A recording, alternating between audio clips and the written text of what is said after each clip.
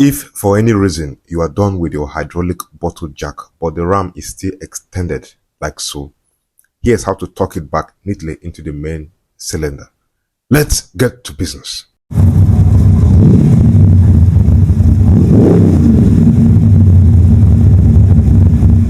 First, sufficiently open the release valve by turning it counterclockwise, like so.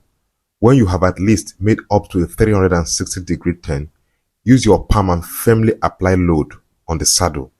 The hydraulic ram will slowly but surely retract back into the main cylinder and the hydraulic bottle jack will be ready for storage. If you had the extension screwed up, don't forget to screw it all the way down to achieve the perfect storage position. However, before you put the hydraulic bottle jack away, don't forget to tighten back the release valve securely, as this helps hold hydraulic fluid from leaking out during storage and importantly prepares the jack for the next use. This is achieved by slowly turning the release valve clockwise until it won't go anymore. Why pay a mechanic when you can and should do it yourself? This isn't goodbye.